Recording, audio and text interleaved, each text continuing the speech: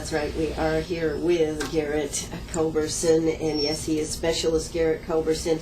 We have a great week planned this week. We're going to be doing veterans, and more veterans, because Veterans Day is Friday, and I just decided it would be an excellent opportunity to take advantage of that. Bravo Company, of course, last year was in Iraq, and we are going to be talking about his experiences. He really has an interesting story to tell, and without further ado, I want to welcome Garrett Culbertson, Specialist Garrett Culbertson. How are you doing today, Garrett? Very good. Glad to be here. Glad for you to be here, too. And, of course, you have grown up in Greenwood. And before I go any further, I want to say one thing. Thank you. Thank you for your service to our country. We really appreciate it a lot. It's always good to hear it from someone. It is good to hear it. And, I guess that would be one thing that you would tell people. Don't be shy about saying it, right? Not at all. Don't be shy. You have really been had quite some experiences over there in Iraq. Now, first off, just tell us exactly what you were doing when you were in Iraq. Well, while I was in Iraq with Bravo Company of the 151st Signal Battalion, I served as the company public affairs officer and unit historian. My job was to travel around the country with the command staff, visit soldiers around the country, and record our story through written reports, photographs, videos, and then translate the story so it's understandable for the current military presence, the Iraqi locals, and the civilians back home. So that should have given you a very interesting perspective, being able to travel like that. It was. It kept me very busy, made the year go by faster to always be on the move. It was very rewarding to see the understanding of the people, but also just to be able to see the sights of Iraq and to see all the biblical history that happened there. Yeah, wow. Well, that is great. But what made you want to go into the National Guard? How did you get involved from that standpoint? Well, I've wanted to be a soldier since the age of 4. I guess mainly from listening to the war stories from my grandfathers, one in the Army, one in the Marines, also from my father serving in the Navy. I've just always had this sense of pride in the military, sense of honor in serving your country, and I wanted my part in that. And in high school, I did 4 years of JROTC, and that was really just to satisfy my craving until I could graduate. And you graduated from Greenwood High? Yes, ma'am. That's right. So, and when did you graduate? You look awful young, Garrett. I'm sorry. I graduated in 2007. 2007. So you haven't been out for very long. And then you signed up for the National Guard. You were trained as you were telling me about, how were you trained to do what? I was trained as a network node operator maintainer. Basically, all of the communications come to me, and then I disperse them. Okay. So you're kind of like a hub. Yes, exactly. I'm the network hub. Yes. The network hub. All right. I understand that since we deal with that all the time. But how did you find it when you went over there? Very hot. It was kind of a shock. I read a lot of books, heard from a lot of other veterans what to expect, but you can prepare yourself all you want to, but when you get that 140-degree punch in the face when you step off the plane, there's really not much to prepare you for it. I mean, everything's new, everything's different, things move slower, there's less colors, everything smells funny. It is an entirely different world. You were telling me you smelled a lot of oil. Mm-hmm. There's a lot of fumes in the air. You're never more than just a few miles away from burning oil. All the sludge running off, and there's constantly fumes in the air. Not a lot of good septic systems over there either. So in that kind of heat, I mean, there's just naturally some pretty stinky air floating around. I like one of the stories you told me before we started here about being on a porta potty. Yeah, it was when we first got there in August of 2010. Most days in the midday it was getting in the high 130, sometimes as high as 140. And this was the first and last time I ever took a seat in a porta potty. And upon making contact and applying weight, the seat just began to give way due to the plastic starting to melt, and it just couldn't hold me up. And that was, when you're in the position and ready to do your business, it makes it kind of hard to regain your balance and get back up. Did any of the plastic stick to your butt? No, it wasn't quite that liquefied yet. It just wasn't ready for my weight. Well, I'm sure that made for an interesting part of your historical write-ups. Yeah. Well, actually, that kind of got omitted most of the time. Got omitted. Wow. Now, of course, the sand has to be another tremendous. Do you ever get it out of your system when you're dealing with this day in and day out? Not really. I've been home for several months, and I still wash my uniforms and get sand out of the pockets. I mean, it's something. The sand there is so fine. It's almost like moon dust. It's such a fine sand that the slightest wind picks it up and sends it for miles. I mean, even though the food is prepared indoors, there's still a constant grit in your food. You just learn to deal with. I guess it's after a while you don't notice it. The water, you just kind of just don't notice it. So when I came home and went out to eat, I mean, it was like the best food grit? I've ever had. I mean, it just all of a sudden there's no texture to it, and it was, you constantly have to clean your weapon. Sand gets in everything, and there's no way to keep it out. You were telling me about the temperature, speaking of a weapon, that you had to wear gloves all the time because it got too hot to hold. Yes, your weapon is always with you no matter where you go, so it always being slung on your back or across your chest. Just when you take a simple 100-yard walk in that sun, by the time you get where you're going, your weapon's too hot to grab with your hand and take it off. I mean, it just, your weapon is mainly metal, so it's sitting in, the sun that's projecting over 130-degree heat. It'll burn your hand just touching it. And what type of your uniforms? You were telling us the amount of weight and everything that it had. Tell us a little bit about how much weight, how much you weighed, how much the weight of all that you wore. Well, your basic uniform, just the pants, boots, and shirt, that weighs about 9 pounds just itself. But when I would travel, which I did very frequently, usually about once a week, that would then require body armor, your helmet, weapon, and then your standard combat load, which is 210 rounds, 7 magazines of ammunition. And then you've also got all your other equipment pouches, medical pouches, and then your backpack. I weighed about 155, and then when I got everything on, I weighed about 230. And you were hauling that around with you? Everywhere. Wow. You had to be exhausted at the end of the day. Yes, there were days when it was just hard just to stand up. I mean, it was a constant physical and mental drain to just have that required of you every day. Well, we are here with Specialist Garrett Culbertson. He had I would say the fortunate job of being able to travel around and meet a lot of people, talk to the troops and everything. When we come back, we're going to talk more about some of his experiences that he had over there, what he saw that was good, what he saw maybe that wasn't good, and his feelings about being over there. So don't you go away. If you've got a question, give us a call, 229-7984. That's 229-7984. We'll be back in just one moment. We are here with Specialist Garrett Culbertson. He is with the Bravo Company right here in, actually in Hodges, I guess we should actually say, Bravo Company 151.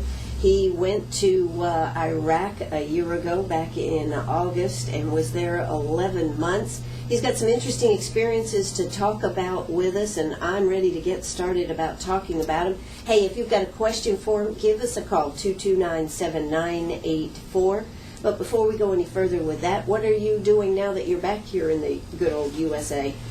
Well, took a couple of months off just for pure vacation. It was very nice, and now I'm actually attending school at Piedmont Technical College, getting a business degree there. And once I get done with that, I'll be heading off to Southeastern Seminary. Southeastern Seminary. And what do you want to do someday, Garrett?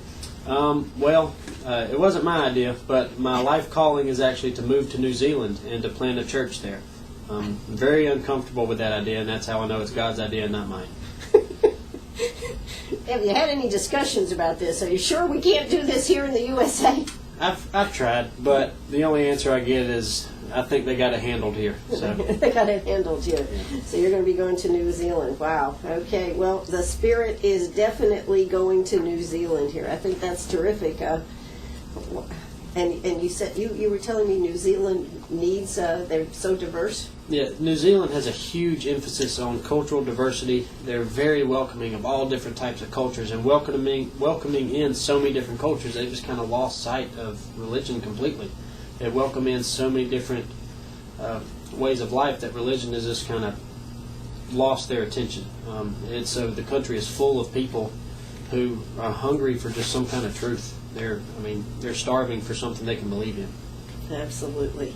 And Gracie is sitting up on that one. Folks, when you see the video, you'll see Gracie. She's taking center stage here today. All right. Well, Garrett, now to talk about the people going to Iraq, what did you find of the people that are in Iraq? Are we in the right place? Should we be there? I think we definitely were in the right to go and to help these people. I learned so much about them and the fact that they're just people. You know, these people were under an oppressor for so long, they just wanted a future for their country, just like we did when we were under the British. And I mean, it made me feel a lot better about being there to serve them when I could think about them in that sense that several years ago when the British were occupying us, we went through the exact same thing. So we are doing a good thing by being there. We are. We've, for so many years, these people never had to make a decision because Saddam made all of them. So they were being oppressed by him. We came and removed him, and after that it was like they were handed a country and said, here, run it. And they had no clue what to do. So by being there for all these years, teaching them and instructing them, they now not only have their own lives to run, but they know how to do it. Now, how are they feeling about the fact that we're going to be leaving? For the most part, I think they're ready for their opportunity to do it. They're very afraid to do it. I mean, it's just like any kid being out of the house on his own for the first time. They're very afraid of what will happen, and I mean, they're nervous. The biggest fear that I've heard from them is that as soon as we leave, someone else will come in and take them over. What do you think about that? I think they'll be ready for it. They've been well supplied and well trained. I think they'll be able to handle it. It's just a matter that they need to have confidence in the training that they receive, their equipment, and the leaders that we put in place. Okay. Thank you, Gracie, for helping me out with the conversation here today. Now, you said that you had quite a conversation with a general over there in Baghdad, I think. Mm-hmm. And tell us a little bit about that conversation. Well, yeah, I was in Saddam's Al-Fa Palace, which is where the United States Forces headquarters was in Baghdad. And there's Iraqi generals that work there too, just so they can kind of communicate and work with the United States generals. And I was actually there for a change of command ceremony, and while I was there I ran into what the equivalent was of a 3-star general in the Iraqi army, and got to have a very long conversation with him and talk about how his people view the war, how he views it, what their soldiers are feeling. And what I got from him is they're excited for their chance to try this on their own, but the people of Iraq are overall pretty scared of what's going to happen when we're gone. They're very nervous of, like I said, the fact of someone else coming in and taking over. The military is scared of not having the United States security blanket there that they've had for the past several years throughout the training, and now where they're actually starting to plan and execute their own missions. Do you think that we talked a little bit about this, part of what Bravo Company did was to help hook them up to the internet and bring them into the 21st century. What do you think will happen? Do you think that, one of my concerns would be they're getting all this intel and information to be able to see what the world's really like when the insurgents come in? Will that be the first thing that they try to knock out? Well, my unit was responsible for teaching the Iraqi army the modern way of communicating in the battlefield, and that's thus been taken and implemented in the villages. And they've learned a lot about installation of wires. A lot of power has been brought to villages that previously didn't have any. I think the insurgents' main goal is really to just break hope and break the spirit of the Iraqi people, because if you can break their motivation to try, you really don't have to destroy much else. Now, what about the fact of us announcing that we'll be out of there by the end of the year? What do you personally think about it? I think that was a boo-boo. That was a boo-boo. Okay. Yeah. When the announcement was made that we were packing up and leaving, that week the attacks increased greatly across the entire country. And then when the announcement was made after that the Iraqi government was asking us to stay even longer, the attacks increased yet again. It's the insurgents' way of trying to put in their 2 cents. And as long as the insurgents see us leaving, whether or not they made us do it, to them it's a victory just because we're leaving. So when they see us packing up and putting live soldiers on planes and leaving, they see that as a victory for themselves. It empowers them, it motivates them, and they just get a lot more daring with their attacks. You were telling me that you had a lot more attacks on your where you were located, and went from like one a month to several a week. Several a week. That has to be draining right there as a soldier to deal with that day in and, or week in and week out. It's very draining because the majority of the attacks that they do is rocket and mortar attacks. We call them indirect fire attacks. They're not really aiming at something specific. They're just lobbing explosives into the base, hoping to hit something. And the fact that, when that happens, we're not allowed to leave the base to go get them. We have to wait for everything to calm down, and then measures are taken. But at the time, it's a very mentally draining feeling because you feel kind of like fish in a barrel because you're stuck inside this, fenced-in compound, and you just have to sit there and wait for them to stop. What is the mental attitude of so many of the soldiers over there, the guys and the gals? Can we leave yet? Can we leave yet? This has been going on for a while, and I think, behind it all, they know what we're doing is good, but the majority of the soldiers I ran into there were on their second and third, even some of them their fourth deployment to Iraq. Fourth deployment. Yeah. For the most part, they're just ready to come home. And what did they feel? What was the feeling when they heard that the United States would be out by the end of the year? It was very mixed. I could say half of them were hallelujah, it's time. The other half was, I'll believe it when I get home. So there isn't 100% belief that it was really going to happen. No, not really. I guess that 50%. I guess they were banking on that attacks would increase so much that we would get slowed down. We would get slowed down. Yeah. All right. Well, I just find that all of this is very fascinating. So many of our listeners have no idea about how this all works. Now, what else did you do while you were there? Did you work with school children and this type of thing? My unit was able to collect school supplies and clothing and such that would be distributed to the villages. Now, my unit, because of their role in the infrastructure, were not able to leave the base to go distribute them. But it was well known by the Iraqi people who was distributing and who provided these things. My unit just didn't have the adequate security to go out to the villages ourselves. And plus, providing constant communication to all of Iraq, that's a pretty day and night busy job. Absolutely. So, our people were pretty much stuck to their desks. Gracie really likes you. Gracie, go lay down. Go lay down over there, please. Go lay down. Thank you. All right. Well, we are here at Sharp Facets Gallery. We are talking with Garrett Culbertson, and Gracie really likes him too. You'll see it in the video on YouTube when we post this. But it's just speaking about being there and everything. What other things can you tell us about the day-to-day living over there?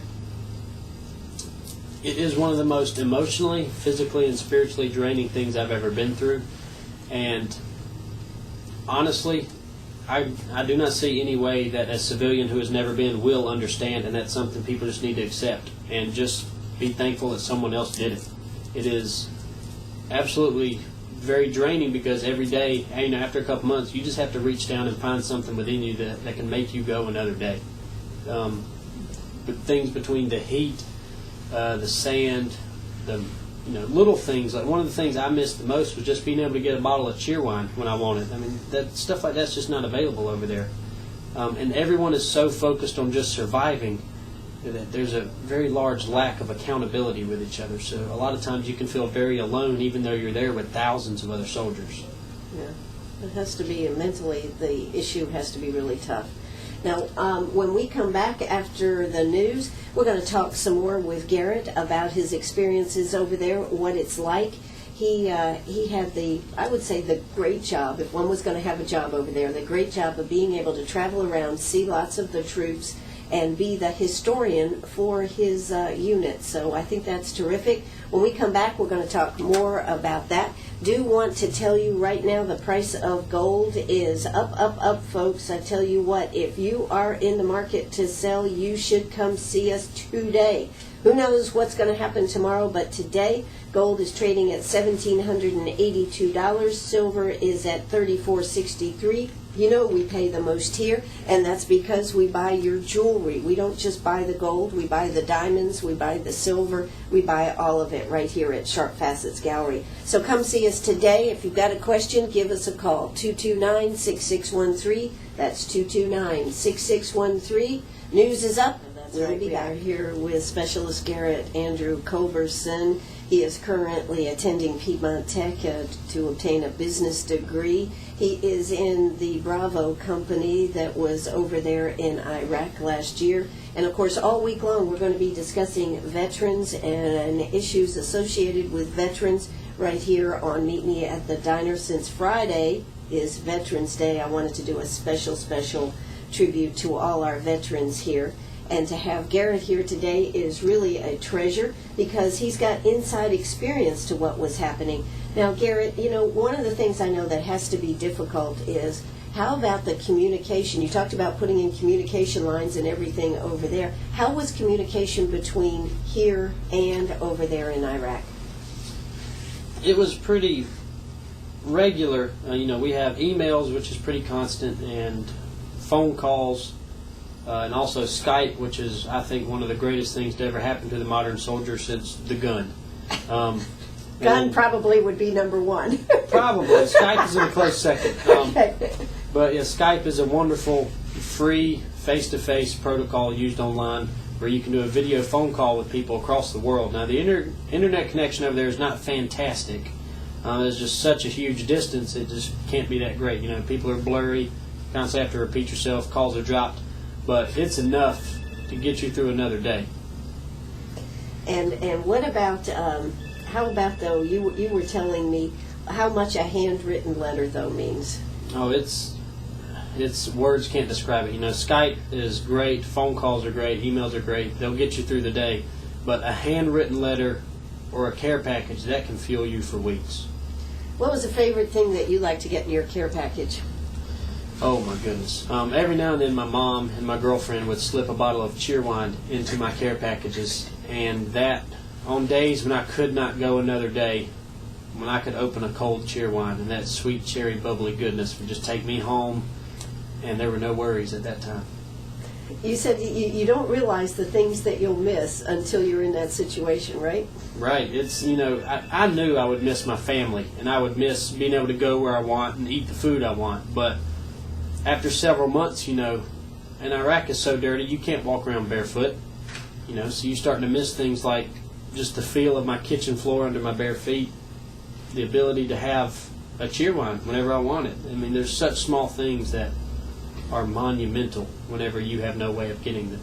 Now, I need to ask you, since Cheerwine was so near and dear to you, did you ever share it? On rare occasions. Every now and then, when it was one of my very close friends' birthday, I would, put a bow on a bottle of Cheerwine and give it to them. And it was nice to be able to share that goodness with someone else and see them get the same joy from it that I got. I guess we could say Cheerwine was like a fine bottle of wine. It was. Yeah, if wine was made of gold, I think that would be it. That would be it. All right. Well, now tell us about, like, you were telling me that, we're going to be getting involved with the Civil Air Patrol. We're going to try to work out so that we can work out a way to send care packages over there. One of the gals that I know who had 2 sons over there at one point said that the guys said one of the most important things that kept them going was care packages. And it doesn't have to be for mom and dad or a family. It's just the idea of a care package. Yeah, our unit got care packages all the time from people we didn't know, whether they're Boy Scout troops, churches, just random people who just got our unit's name and got an address. But, man, that was like a trip to Walmart for us when we would get a care package full of all kinds of goodies from home that otherwise we'd have no way of getting. And our unit would just open them, and we'd just get to rummage through them. I mean, it was like Christmas for us. You don't realize it, do you? You really don't. To get a thing of Kool-Aid powder for Christmas at home, you would think, okay, you don't love me. But over there, to get Kool-Aid powder, it could bring a tear to your eye. That really comes close to your heart, and we need to get very big into this and finding how we can do this, because I had not heard this, but I can understand how it would be that important. It's more so the thought of someone thinking of you enough to give their time and their money to send you something not so much what they're sending. I mean, it could be tube socks and tidy whities, but I mean the thought of you thinking of them so far away, because a lot of times you feel forgotten, because when you're a part of something so massive, you can feel like such a small part. It's easy to feel alone and forgotten. It kind of be like being an ant, wouldn't it? Very much so, yeah. Yeah. You know, I mean, when you think about it that way. So, what you would urge our listeners to do? Well, I mean, there's plenty of ways to find out how to get stuff over there. You've got organizations like the USO that you can reach online, your local VA even. I know there's one in Anderson, Greenville, Augusta. They're all over the place. And even you can look online to see what units around you have deployed. And every unit, when they deploy, leave a small group at home to manage the home front. And that group, they can give you the addresses of people over there, what their needs are. It's a lot easier than people think it is to give back to the soldiers. And they need it, and they are defending us over there. So this is what we're going to be organizing with the Civil Air Patrol to see if we can't get some things over there. Now, Garrett, tell us a little bit about how you dealt with going all around. Any other interesting places that you visited, or things that you can tell us while you were there? There's a lot of stuff to see over there. I mean, I wouldn't recommend going over there by yourself as a tourist, but being that I had the opportunity to go over there with a loaded weapon, that made it a little easier to get around. But there's so much amazing stuff to see. I mean, just to see the way Saddam lived in his palaces, and the stuff he was able to buy himself by starving his people. I mean, it was amazing to see what really was going on in Iraq. And also, from someone who currently works in a church and who's going to school to be a pastor, to see the biblical history that go there. Most people don't know, but around 80% of the Bible actually happened in Iraq. To be able to go see places like Babylon, and to be able to go to Nineveh, which is the city where Jonah was on his way to be able to go to Nineveh and just look around. I was actually able to go to Abraham's house from the Old Testament, a house built thousands of years ago, still standing, to be able to walk around his home city and stand in his house. I mean, it's amazing. It's amazing that those things have survived, but I guess part of it would be, even though the heat and the cold, it's very, very dry, right? It is very dry. Humidity over there on your average summer day between 0 and 5%. So that would preserve something. That plus, I guess, the sand. It does help, and believe it or not, Saddam was actually a big lover of history. So he actually did kind of have a soft spot for historical things. He did see to it that they were preserved somewhat. Oh, okay. Well, there's something we didn't know about Saddam Hussein. So as you look back on this experience, did you get to come home while you were over there during that year? I did. Everyone in the unit got a 2-week R&R, and they were able to come home. As far as when they came home, you know, it was just kind of pick what date you want and hope you get it. Right. Because we can only send so many home at a time. I picked a January. My brother's birthday, came home and surprised him for his birthday. And also it was right in the middle of the deployment, so I could cut it in half, have a little break halfway through. I did not think about the cold, though. I came home, landed in Charlotte, and it was 12 degrees. And I had just left the low hundreds. And How was that for you, Garrett? I almost froze to death several times. And I wasn't home 10 seconds and slipped on ice at the airport. And, you know, it was actually really embarrassing because I got off the plane, and it was really nice to feel this appreciation, but people in the airport started to clap for me as I got off the plane, and I slipped and fell on the ice. So then you were embarrassed. Then I was embarrassed, yeah. But was it harder to get back on that plane to go back, though? Not the second time. No? Yes, I would miss my family again. It was nice to be there with them. But, you know, I had a vacation. I was able to recharge. And the second time getting on the plane, I knew what I was going to. I knew what I would deal with. I knew how to handle it. And I knew how much time was left. I was ready to just get it done and come home again for good. Well, then how about when you left the first time? That I would say is one of the biggest roller coasters of emotion that I've ever been on. You know, the hours before, going through my cell phone for the last time, telling everyone bye, I'll see them in a year, it was very, very emotional. And also, not really knowing, I mean, I read books, I talked to other veterans, but not really knowing what I was going to, it was very emotional. There was times on the plane, you know, when we flew over Iraq, I looked out the window onto the country, which I would soon be invading. You know, and I tried to muster up the love for these people that God has, but I mean, it was hard to do. I actually had to go to the bathroom in the plane and just try to collect myself. And I remember while I was doing it, I looked in the mirror and I saw the flag that was pinned on my right shoulder. And it made me think about all the people at home that are depending on me to do a good job because they can't come do it themselves. And that really made me feel a lot better about it, but it still is a very frightening experience when you don't really know what you're going into. Absolutely. Well, we are here with Garrett Culbertson. He's telling us his experiences. He is a member of the Bravo Company. We're going to hear a word from our sponsors. When we come back, we'll be talking more. Hey, if you've got a question for Garrett, give us a call, 229-7984. That's 229-7984. Oh, that's right. We are here. Yes, I'm Ann Eller. We are here with Garrett Culbertson. I do want to tell you this Friday, so many different businesses and restaurants and whatnot are doing specials for the veterans. We here at Sharp Facets are doing something special. We're giving an additional 11% off our already sale prices. So here's the deal to all veterans and active duty military. Just come on into Sharp Facets, wangle the best deal you can out of me, and then I'm going to give you an extra 11% off. And whether you put it on layaway or walk it out the door, doesn't matter. Whether it's a $50 purchase or a $1,000 purchase, doesn't matter. We will take an additional 11% off. So I think one of the things that's nice, Garrett, is the fact that our country is treating our veterans coming back so much different than when they came back from the Vietnam War. I definitely agree with that. I know some of my fellow soldiers, their fathers had been in the Vietnam War, and some of the older soldiers, they were in the Vietnam War. And it's a lot different reception from back then when you come home and get spit on to now, to have as much as applause in the airport. I mean, it is a huge difference, and it makes soldiers feel so much better to go and do these things, and it makes them a lot more willing to do it too. Well, since it is all volunteer, we don't have the draft anymore. You need to have that good feeling. But what would you tell everybody out there about what is important from your perspective after being over there for a year? I'd say the most important thing is to take advantage of the rights that we have defended. It's very demoralizing to a soldier to see the country is defending just letting those rights go to waste. Watch what's going on in the government, take part in it, have a voice. Use the rights that we've so, sometimes greatly defended. The young people need to do as best they can because one day they're going to be leading this country, so they need to pay attention to where it's going right now. Ask questions. Don't sit back and just be a number.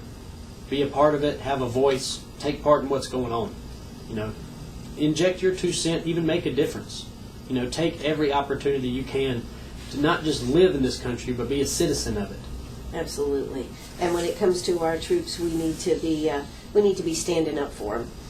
Absolutely. There's a lot of soldiers who have the mentality: if you can't stand behind us, feel free to stand in front of us. And that's it's funny and catchy, but really it shouldn't have to be that way. I mean, whether you support the war or not, just support the fact that we thought enough of you to volunteer and go do it for you. Absolutely, because it's no definite round trip ticket here. Oh no. And I suppose you did see some people that got killed. There were a few. Luckily, my unit made it back with no casualties. I think the worst injury we got was a broken arm from playing basketball. But all right, guys. There were units on the same base as us that lost several. In one of the attacks on my base, there were a few killed, and I was able to go to the memorial service for those units, and that's something I would not ever wish on another unit or another family. And when you talk about families and everything, when you came back here, how has the adjustment been to come back here? I imagine being away and being your own person and coming back has to be a little difficult. It is very difficult. At first, it's gravy. I was just so happy to be home, just hugging and kissing and just, living Everybody it up. waiting on you hand and foot. Everybody's, riding the gravy train on biscuit wheels. But after about 2 months, I'd say 2 months is probably the average time when after 2 months you're ready to start doing things your own way. Which after you're in Iraq is not the normal way. So that's when all the head-butting and the irritation comes. After I'd been home for a couple of months, I went to the DMV. And that was a big, big boo-boo. just, people screaming and waiting in line, and then it's just the constant chaos. I mean, it about drove me insane. There's something as small as somebody walking too slow in Walmart just irritates you so bad because you're so used to the military structure and that lifestyle over there where you're constantly watching everything, constantly on alert, and to just come back where everything's moving faster and so much brighter and louder, and it's very overwhelming. Yes. And I know you probably know of families that have a difficult time putting a family back together when one of the members of the family have been gone. A husband, wife, mother, father, this type of thing. Yeah, it's very difficult when, especially a man, because, men just have that natural desire to lead and be in charge and just have that look to me for supplies and protection. And to step out of that is one thing, but then to come back and see that your wife is now doing it, I mean, that can be very hard for someone to grasp, and it's difficult to try to find your place to slide back in and find your place to fit in.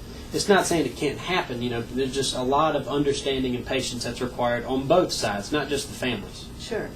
And of course, Anna Hightower. We've got to say a word out for Anna Hightower here because she is the wife of the first sergeant. Yes, mm-hmm. Hightower. And what was her role in all this? She was the pillar of strength. The pillar of strength. Yes. Anna Hightower was the president of our FRG, which is our Family Readiness Group, which is basically, my dad called it the Hens Club. That's where all the wives would get together and, I don't want to say cluck, but, but that's where... You get the drift here. You get the drift. That's where the families would get together and talk about what they were going through and stuff, and the tears, the sorrow, the pain, the laughter, it all came to Anna. And she took it like a trooper. And, and not only that, she was able to take what they were giving her, reconstruct it, and give it back as strength and motivation. I have no idea what the status of our families would have been when we got home if it hadn't been for Anna Hightower. Well, it's very difficult for families. And, I think part of the thing, too, is the fact that you do have that instant communication with email and Skype and this type of thing. And it has to be difficult because as a guy over there or even as a woman over there, you're not able to help in that situation. And sometimes that has to be a distraction to have to hear that what's happening with whether it's the children or paying bills or these type of things has to cause a lot of stress. It does. To be 6,000 miles away and hear your water heater just went out and you've got a wife and 3 children at home, I mean, that can be huge. Because normally, you know exactly what to do, but you're 6,000 miles away and you can't do a thing about it. It's very difficult and straining, and it can be a huge distraction for those people. And Anna Hightower was there always. When something like that would happen, Anna Hightower would get that phone call, and she always had a list of resources, knew who to call, direction.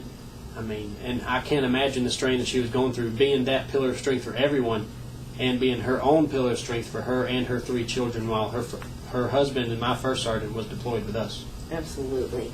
And that brings me to another point. Certainly, if you know somebody who is deployed out of a family, try to do something for them. Whether it's taking the kids to baseball or basketball practice or just dropping some food by so that mom doesn't have to fix dinner one night. All those things really mean a lot. It does. I heard a lot of stories. Now, me myself not being married or having children, it made it a little easier just having one less thing to worry about.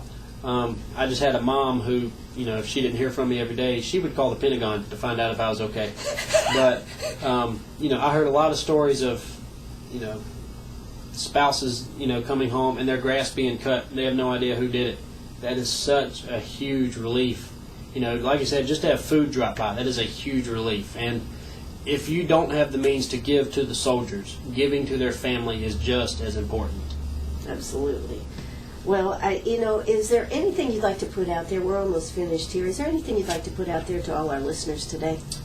Yes, I do. I want to thank you for this opportunity to be here and speak on behalf of the unit, but also the biggest thing I can do is reiterate that do not be shy to thank a veteran.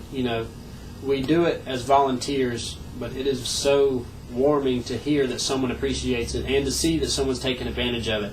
So please take part in what's going on around you. Do not sit back and have no voice in what's going on in your country. We spent years and thousands of lives giving the Iraqis the right to have a voice. When we've had it for hundreds of years, take advantage of it. Use it. Be a part of what's going on around you in your local community and your national government. let your voice be known, take part in what's going on, and make a change. Absolutely. You know, Garrett, it has been terrific to have you here today. I know that Veterans Day will be very special for you coming up this Friday, I presume. Oh yes, this will be my first Veterans Day, being a returned veteran from a foreign war. You know, I'm looking forward to being able to look back and reflect on what's going on, and not only that, but pay homage to my fellow soldiers who have gone and deployed, and the ones that have lost their lives in the service. Would you recommend that somebody that's listening to this go sign up?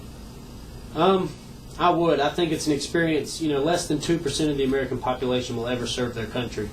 It is an honor to be able to do that and put on that uniform and to say that you have gone and done that, and you've put your money where your mouth is, so to speak, and the fact that you loved your country to the point you were willing to go fight for it. It's a great honor. There's a lot of experience that at my age, no one else has. No one else my age has gotten to do the things I've got to do. And there's things I've learned that I have no idea where else I would have learned them. Well, and you are all of 22, is that right? Yes, ma'am, 22. All right. This is WLMA right here in Greenwood. We have been talking with Specialist Garrett Andrew Culbertson. He is part of Bravo Company, and I want to say bravo to you. Thank you so much for your service, and thank you for coming by and sharing some of these stories with us. We appreciate it very much. Thank you for having me. All right. Bye-bye, everybody. This is WLMA right here in Greenwood, South Carolina.